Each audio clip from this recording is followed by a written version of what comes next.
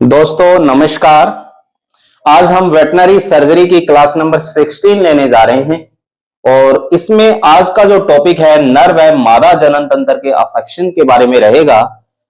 उससे पहले यदि आपने मेरे चैनल को सब्सक्राइब नहीं किया है तो प्लीज मेरे चैनल को सब्सक्राइब करें और वेटनरी सर्जरी क्लास के जो वीडियोज हैं उनको ज्यादा से ज्यादा शेयर करें। इस क्लास में हम नर और मादा जनन तंत्र के अफेक्शंस के बारे में पढ़ रहे हैं, तो इसमें कुछ डेफिनेशन वाला पार्ट है इसका। हाइड्रोसील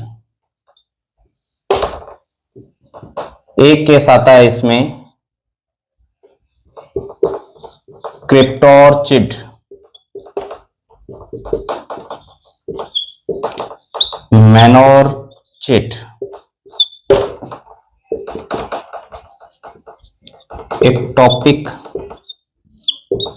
ब्रशन,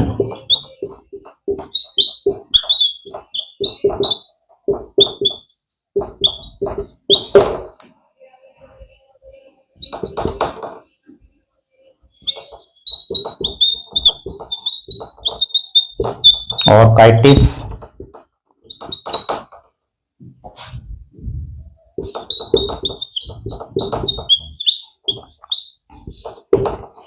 देखो कुछ डेफिनेशंस हैं इसके अंदर, डेफिनेशन वाला पार्ट है। तो इसमें हाइड्रोसिल, क्रिप्टोर्चिड, मेनोर्चिड, एक्टोपिक ब्रशन और काइटिस और पायोसिल, इसको देखते हैं। तो इसमें क्या क्या कंडीशंस होती है, तो अब देखो इन कंडीशंस को हम एक एक करके समझते हैं। तो सबसे पहला जो केस हमारा है इसमें हाइड्रोसिल का है, तो ये भी केस हमारे को फील्ड कंडीशन के अंदर देखने को मिलता है। तो हाइड्रोसिल क्या होता है,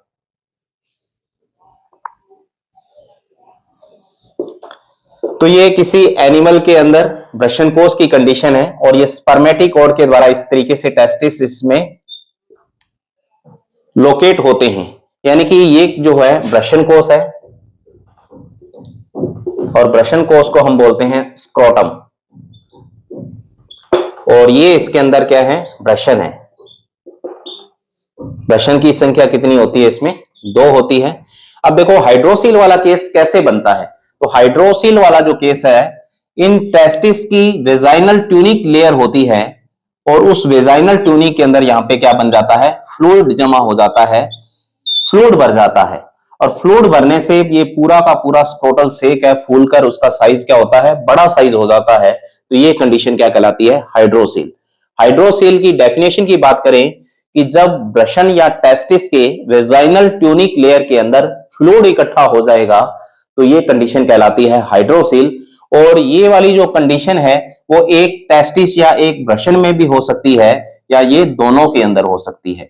और यदि ये कंडीशन हो जाए तो इस केस के अंदर हम पहले तो मेडिसिन का ट्रीटमेंट देते हैं। यदि वो ठीक नहीं होता, यानी कि कई बार हम देखते हैं कि ब्रुसेलोसिस के केस के अंदर भी हाइड्रोसिल कंडीशन देखने को मिलती है, लेकिन यदि ये मेडिसिन ट्रीटमेंट से ठीक नहीं होता फिर हम सर्जिकल तरीके से इस टेस्टिकल्स को क्या कर देते हैं, हटा देते हैं, रिमूव कर देते हैं। तो ये केस होता है हाइड्रोसिल का। एक केस आता है क्रिप्टोर्चिड। क्रिप्टोर्चिड क्या होता है, क्रिप्टोर्चिड के अंदर क्या है कि नॉर्मल देखा जाए कि ये टेस्टिस की जो जगह होती है वो वृषण कोष में होती है। यानी कि जब वृषण जो होते हैं वो अपने सामान्य पाथ के द्वारा इस वृषण कोष के अंदर ना आकर इनकी पोजीशन कहीं और होती है, तो वो कंडीशन कहलाती है क्रिप्टोर्चिड। और इसी प्रकार से आता है मेनोर्चिड। मेनोर्चिड के अंदर क्या होता है कि इसमें हम एक वृषण को लेके चलते हैं कि जब एक वृषण का केस है या एक टेस्टिस का केस है और एक वृषण यदि उसकी पोजीशन अपनी नॉर्मल जगह वृषण कोष में नहीं आता और उसकी पोजीशन कहीं और होती है, तो वो केस हो जाता है मेनोर्चिड का।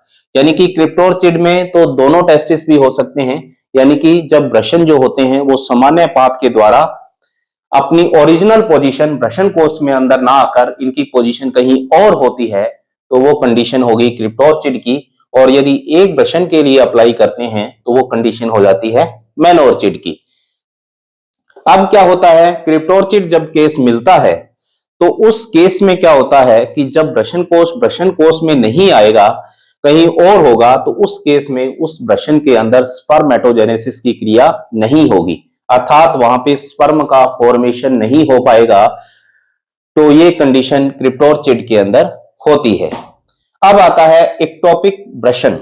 अब एक्टोपिक ब्रशन का जो केस होता है, इसमें हम देखते हैं कि इसमें जो ब्रशन कोष है, इसके अंदर इसकी टेस्टिस की जगह होती है, लेकिन इस केस के अंदर जो ब्रशन जो होते हैं वो उदर गुहा की जो भित्ति होती है वहां पे आके अटक जाते हैं, यानी कि ब्रशन जो होते हैं वो उदर गुहा की भित्ति के साथ चिपके रहते हैं, ब्रशन कोष में नहीं आते।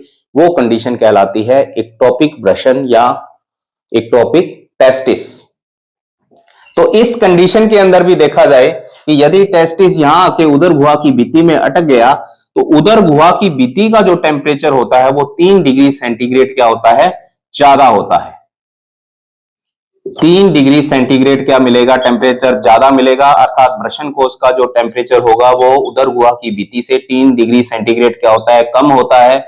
जब टेम्परेचर उदर गुहा की भित्ति के अंदर ज्यादा है तो वहां भी स्पर्मेटोजेनेसिस नहीं होती, अर्थात स्पर्म का निर्माण नहीं होता, ऐसा पशु बांझ हो जाता है। अर्थात यदि स्पर्म नहीं होंगे इसके अंदर तो यह कंडीशन क्या कहलाएगी, एक्टोपिक ब्रशन। अब आता है ऑर्काइटिस। ऑर्काइटिस की डेफिनेशन की बात करते हैं तो इसको हम क्या कहते हैं कि जब सूजन आ जाती है ब्रशन के अंदर, ब्रशन में सूजन आ गई या इन्फ्लामेशन ऑफ टेस्टिस होता है, तो उसको हम क्या कह देते हैं, ऑर्काइटिस। ऑर्काइटिस कंडीशन क्या होगी, इन्फ्लामेशन ऑफ टेस्टिस या ब्रशन की सूजन को हम क्या कह देते हैं, ऑर्काइटिस। इसी प्रकार से एक केस आता है पायोसील। अब पायोसील के केस के अंदर क्या होता है कि इस केस के अंदर ब्रशन कोष के अंदर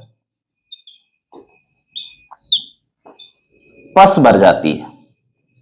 यदि ब्रशन कोष के अंदर पस डिपॉजिट हो गई, पस भर गई, तो ये कंडीशन क्या होगा, पायोसील कहलाएगी। अभी देखो हमने हाइड्रोसील कंडीशन देखी, क्रिप्टोर्चिड, मेनोर्चिड, एक्टोपिक ब्रशन और ऑर्काइटिस को देखा। इन सभी के अंदर टेस्टिस का रोल आ रहा था, लेकिन पायोसील के अंदर क्या है, ब्रशन कोष के अंदर पस भर रही है।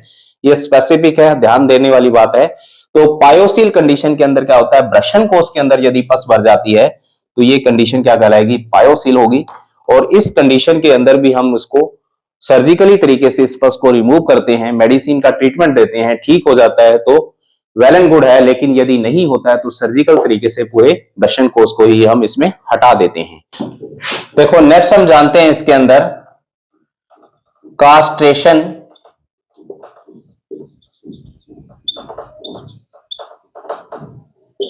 कास्ट्रेशन के बारे में जानते हैं। तो अब हम देखेंगे इसमें कि कास्ट्रेशन एनिमल्स का हमारे को क्यों करना पड़ता है, किस कंडीशन के अंदर कास्ट्रेशन करना पड़ता है।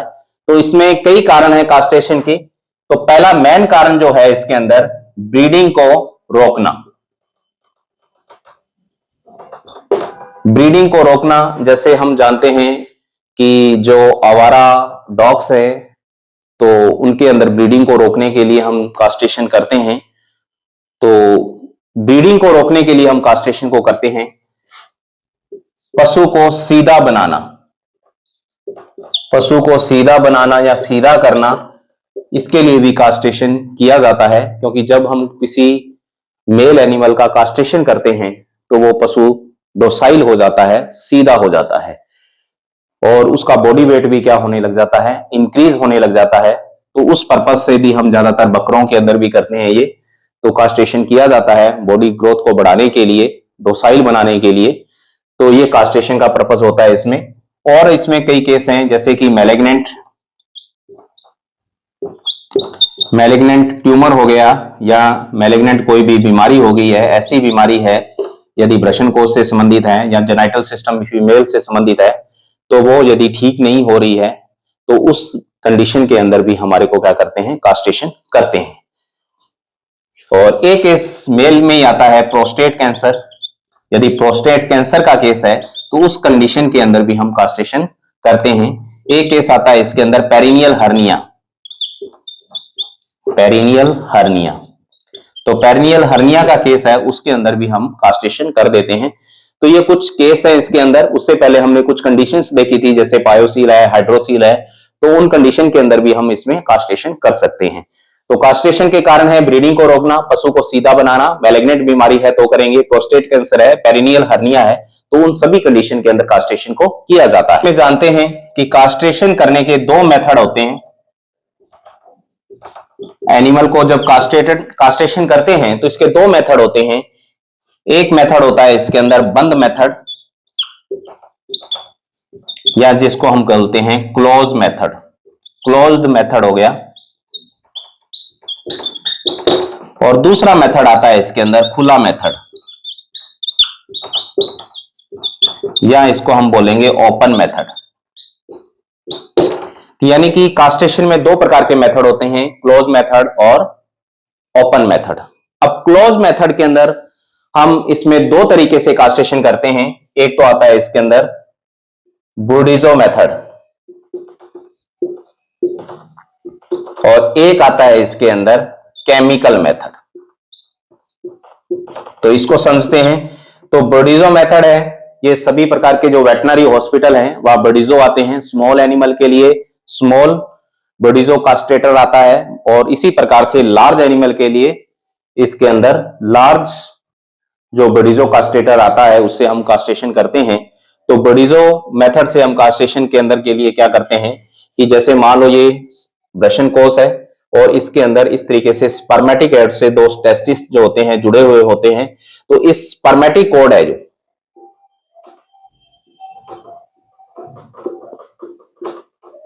स्पर्मेटिक कोड जो होती है इसको हम क्या करते हैं, क्रश करते हैं। तो ब्रूडिज़ो मेथड में क्या करते हैं हम, तो सबसे पहले एनिमल को हम लेटरल कमंसी के अंदर लटा देते हैं और इस स्क्रोटल सेक को बाहर की ओर खींचते हैं, और उसके बाद इस जो स्पर्मेटिक कोड जो होती है इस पे ब्रूडिज़ो को हम अप्लाई करते हैं। और ये अप्लाई जो होता है, जैसे मान लो यहां से हमने इसको अप्लाई किया तो ये कम से कम 3 मिनट हमारे को एक साइड पे रखना चाहिए, और इस स्पर्मेटिक कोड को हम 2 बार क्रश करना चाहिए। यानी कि एक बार जैसे हमने ब्रूडिज़ो को अप्लाई किया उसको 3 मिनट के लिए रख लिया इसको, उसी प्रकार से उससे थोड़ा सा नीचे वाली साइड के अंदर फिर हम ब्रूडिज़ो को अप्लाई करते हैं 3 मिनट के लिए। तो इस प्रकार से फिर हम दूसरे स्पर्मेटिक कोड पे जाते हैं। तो इसी प्रकार से दूसरी साइड में भी हम 2 बार इस स्पर्मेटिक कोड को क्रश करते हैं। तो इसको इस 3 मिनट रखने का उद्देश्य इसमें यही है कि स्पर्मेटिक कोड है वो अच्छे तरीके से क्रश हो जाता है, क्योंकि स्पर्मेटिक कोड के अंदर ही सारी की सारी ब्लड वेसल्स है, नर्व्स है, वास डिफरेंस है, इससे होकर गुजर रही है। यानी कि जो स्पर्म का फॉर्मेशन टेस्टिकल में हो रहा है टेस्टिस के अंदर, तो वो स्पर्म जो होता है इसी के थ्रू वास डिफरेंस से जा रहा है, तो उस कनेक्शन को काटना है हमारे को। तो इसको क्रश करेंगे, और क्रश करने से क्या होगा कि यहाँ का जो सर्कुलेशन है, ब्लड सर्कुलेशन रुक जाएगा, स्पर्म का ट्रांसफॉर्मेशन रुक जाएगा, और ये इस तरीके से ब्रूडिज़ो मेथड से कास्ट्रेशन हो जाएगा। और कई बार देखते हैं कि फील्ड कंडीशन में इसको लगाते हैं और छोड़ देते हैं, और वो एनिमल दोबारा आता है, वो प्रॉपर वे में कास्ट्रेटेड हमारे को नहीं मिलता। तो इसलिए इसको कुछ टाइम हमारे को इसमें लगाना होता है, 3 मिनट नहीं तो कम से कम 1 से 2 मिनट इस स्पर्मेटिक कोड पर इसको अप्लाई करके रखना होता है, और एक स्पर्मेटिक कोड को कम से कम 2 बार हमारे को क्रशिंग करनी है। तो इस प्रकार से प्रॉपर वे में ब्रूडिज़ो मेथड से कास्ट्रेशन हो जाता है।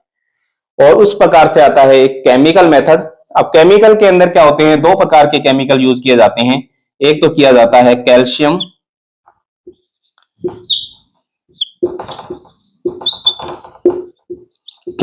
क्लोराइड, और एक आता है इसमें कैडमियम क्लोराइड। कैल्शियम क्लोराइड और कैडमियम क्लोराइड के इंजेक्शन के रूप में इसको लेते हैं, और उसको हम इस टेस्टिस के अंदर इंजेक्ट कर देते हैं, और जिससे क्या होता है, इस टेस्टिकल की जो प्रेरणकाइमा जो लेयर होती है वो क्या हो जाती है, नष्ट हो जाती है। प्रेरणकाइमा लेयर नष्ट हो जाएगी तो इस टेस्टिस में क्या हो जाएगी, अट्रोफी हो जाएगी, अर्थात ये टेस्टिस जो होते हैं वो छोटे साइज के हो जाते हैं। अट्रोफी होने से इसमें स्पर्मेटोजेनेसिस की जो प्रक्रिया है वो रुक जाएगी, स्पर्म का फॉर्मेशन इसमें नहीं होगा, और इस प्रकार से क्लोज मेथड से कास्ट्रेशन होता है। अब हम देखते हैं इसके अंदर ओपन मेथड। ओपन मेथड से हम कैसे इसको ऑपरेट करते हैं, कास्ट्रेशन करते हैं। तो ओपन मेथड के तौर पर देखा जाए तो सबसे पहले हम एनेस्थीसिया की बात करते हैं। तो एनेस्थीसिया यदि स्मॉल एनिमल की बात किया जाए तो इसमें हम जनरल एनेस्थीसिया देते हैं, और साथ में हम सीडेशन के तौर पर इंजेक्शन जाइलाजीन का यूज करते हैं और जनरल एनेस्थीसिया के अंदर हम कीटामीन का यूज करते हैं। तो प्रॉपर वे में एनिमल को हम सबसे पहले एनेस्थीसिया दे दिया, उसके बाद जैसे मेल का हम कास्ट्रेशन करें तो उसको हम डोर्सल रिकमेंसी के अंदर ले लेते हैं।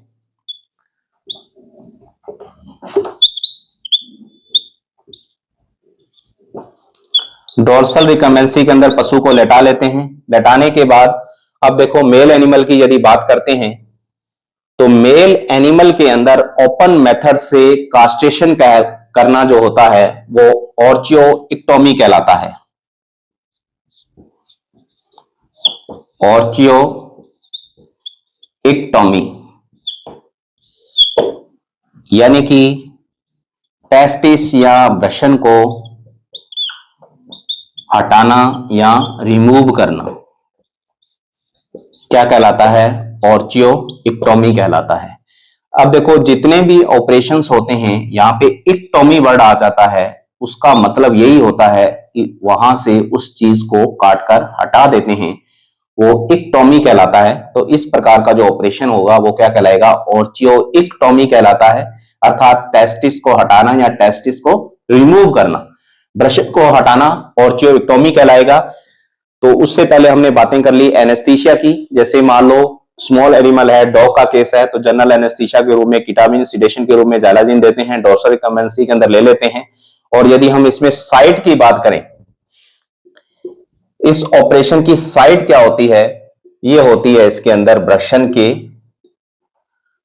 अग्रभाग पर चीरा लगाते हैं, या इसको हम कह सकते हैं प्री स्क्रोटल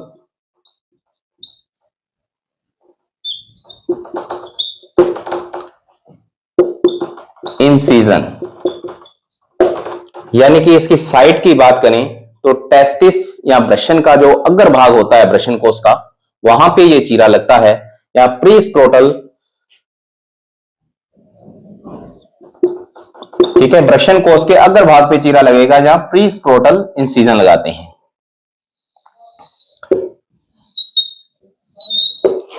तो इसमें वृषण कोश का जो अग्रभाग है वहां पे जो इंसिजन देना होता है, इसमें प्री स्क्रोटल इंसिजन देते हैं।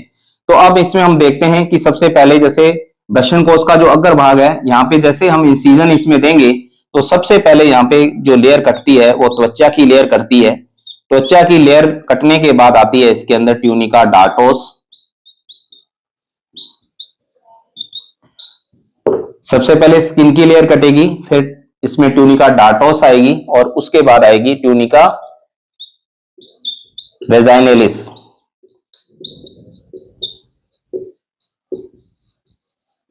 उसके बाद ट्यूनिका वेजाइनलिस की लेयर कटेगी और उसके बाद वहां से उस टेस्टिस को दबाकर बाहर की ओर खींच लेते हैं। और बाहर की ओर खींचने पर जैसे कि मान लो ये बाहर की ओर खींचेंगे तो ये स्पर्मेटिकोड जो हमारे को दिखाई देगा, इस स्पर्मेटिकोड को हमारे को यहां से लाइगेट करना है।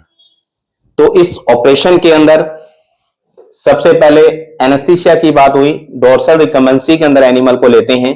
चीरा जो लगता है वो प्री स्क्रोटल इंसिजन पे लगता है और प्री स्क्रोटल रीजन के अंदर मीडियन रफे जो भाग होगा वहां त्वचा कटेगी सबसे पहले, और उसके बाद ट्यूनिका डार्टोस की लेयर कटती है, उसके बाद ट्यूनिका वेजाइनलिस की लेयर कटेगी और उसके बाद उस टेस्टिस को खींचकर बाहर की ओर खींचते हैं तो ये स्पर्मेटिकोड दिखाई देगी। उस स्पर्मेटिकोड को हम दो जगह से ऑब्जर्वेबल सुचर मटेरियल से लाइगेट कर देते हैं। लाइगेट कर देंगे क्योंकि इसके अंदर जो भी ब्लड वेसल्स है, नर्व की सप्लाई है या वास डिफरेंस है, तो वो लाइगेट हो जाएगी। और लाइगेट होने के बाद यहाँ का जो सर्कुलेशन है, ब्लड का सर्कुलेशन है या सीमन का जो ट्रांसपोर्टेशन है वो रुक जाएगा और वो एनिमल कास्ट्रेटेड हो जाएगा। तो इस तरीके से हम करते हैं कास्ट्रेशन ओपन मेथड से। और ओपन मेथड से मेल एनिमल में जो कास्ट्रेशन होता है वो ऑर्चियोइक्टोमी कहलाता है, अर्थात वृषण को हटाना ही क्या कहलाता है? ऑर्चियोइक्टोमी कहलाता है। तो इसकी साइट है प्री स्क्रोटल रीजन, कटेगी सबसे पहले त्वचा, tunica dartos, tunica vaginalis, and उसके बाद टेस्टिस को बाहर की ओर खींचकर स्पर्मेटिकोड जो होता है इसको लाइगेट करते हैं। इसी प्रकार से दूसरी साइड का जो स्पर्मेटिकोड है उसको भी हम लाइगेट कर देते हैं और उसके बाद हम स्किन पर इसमें सूचनिंग कर देते हैं। तो इस तरीके से हम ऑर्चियोइक्टोमी का ऑपरेशन करते हैं ओपन मेथड से। एक ऑपरेशन आता है इसमें वासेक्टोमी। देखो वासेक्टोमी का मतलब क्या होता है कि इसमें जो वास डिफरेंस होती है,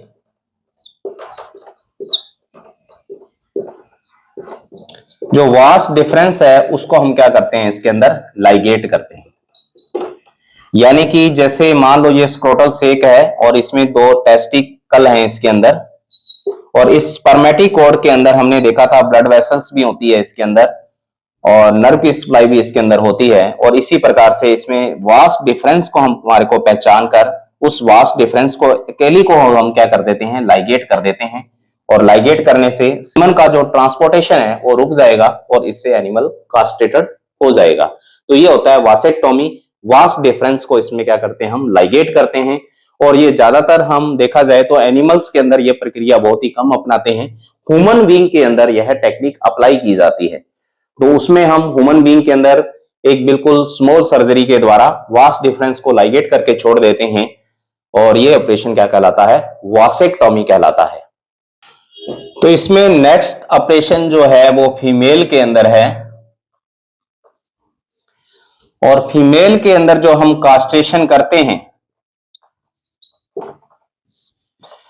फीमेल के अंदर जो कास्ट्रेशन करते हैं, यानी कि जैसे माना जाए तो फीमेल डॉग है, अब उस ऑपरेशन को हम बोलते हैं स्पेइंग, स्पेइंग इन बिच। स्पेइंग इन बिच जो है वो क्यों की जाती है, बिच के अंदर फीमेल डॉग्स के अंदर स्पेइंग क्यों की जाती है? तो स्पेइंग का सबसे पहले तो हम मतलब समझते हैं। स्पेइंग ऑपरेशन में क्या होता है कि ओवेरी व यूट्रस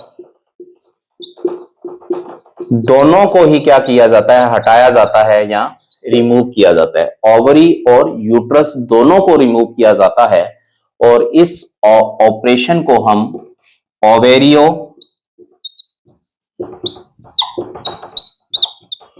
हिस्टेरोइक्टोमी के नाम से भी जानते हैं, ओवेरियो हिस्टेरेक्टोमी के नाम से भी जानते हैं या स्पेइंग के नाम से जानते हैं। तो अब ये जानेंगे कि स्पेइंग जो होती है बिच के अंदर क्यों करते हैं। तो उसका एक मेन कारण भी है ब्रीडिंग को रोकना, या कई बार हम देखते हैं कि बिच के अंदर पायोमेट्रा की कंडीशन बन जाती है, तो पायोमेट्रा की कंडीशन के अंदर भी हम स्पेइंग कर सकते हैं। या कई बार एंडोमेट्राइटिस का केस मिलता है, एंडोमेट्राइटिस के केस के अंदर भी हम स्पेइंग या ओवेरियो हिस्टेरेक्टोमी कर सकते हैं। तो पायोमेट्रा के अंदर, एंडोमेट्राइटिस के अंदर या उसकी ब्लीडिंग को रोकना, या हम जानते हैं कि जेनाइटल सिस्टम फीमेल के कोई मैलिग्नेंट बीमारी हो गई है, मैलिग्नेंट बीमारी है या ट्यूमर या कैंसर की बीमारी हो गई है, तो उस कंडीशन के अंदर भी हम स्पेइंग कर सकते हैं। तो नेक्स्ट जो चीज है इसके अंदर हम साइट के बारे में देखते हैं कि यदि हम बिच के अंदर स्पेइंग करनी है तो कौन सी साइट से स्पेइंग को कर सकते हैं। तो इसकी मुख्य साइट के अंदर देखा जाए तो एक साइट होती है इसकी राइट फ्लैंक रीजन के अंदर, राइट फ्लैंक रीजन के अंदर इंसिजन या चीरा लगाकर हम इस ऑपरेशन को कर सकते हैं, या हम ventral mid line, ventral mid line चीरे के साथ भी, यानी कि एब्डोमिनल कैविटी के अंदर, पेट वाली कैविटी के अंदर वेंट्रल मिड लाइन चीरा लगाकर भी ये सर्जरी कर सकते हैं। तो ये साइट भी इसमें इंपॉर्टेंट है कि ओवेरियो हिस्टेरेक्टोमी की जो साइट है लेफ्ट फ्लैंक रीजन की साइट होती है, या वेंट्रल मिड लाइन पर इंसिजन देकर ये ऑपरेशन हम करते हैं। और इस ऑपरेशन के अंदर देखो इसका प्रोसीजर क्या होता है कि जैसे फीमेल एनिमल के अंदर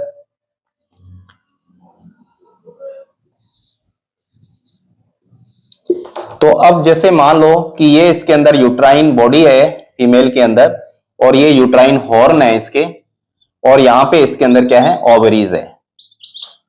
तो इस ऑपरेशन के अंदर हम क्या करते हैं कि यहां से ओवरी का अटैचमेंट है, ओवरी जो ब्रॉड लिगामेंट के द्वारा किडनी के साथ यहां पे अटैच है, यहां से हम इसको लाइगेट करके काट देते हैं। इसी प्रकार से यहां पे जो ओवरी है उसको भी हम यहां से लाइगेट करके काट लेते हैं, और उसके बाद जो यूट्राइन बॉडी का जो पार्ट है वहां से भी हम उसको लाइगेट करके हटा देते हैं। तो देखो इसमें इस तरीके की जो स्ट्रक्चर है, बीच के अंदर जैसे वी शेप का यूट्रस होता है, तो इसको हम तीनों एंड से लाइगेट करके इसको ओवरी और यूट्रस को क्या कर देते हैं, रिमूव कर देते हैं, और इस तरीके से हम करते हैं ओवेरियो हिस्टेक्टोमी अर्थात स्पेइंग इन बिच। तो दोस्तों ये हमने आज नर और मादा जनन तंत्र के अफेक्शन के बारे में डिटेल से डिस्कशन किया है। तो यदि आपको ये पसंद आए तो मेरे इस वीडियोस को लाइक करना, ज्यादा से ज्यादा शेयर करना। धन्यवाद।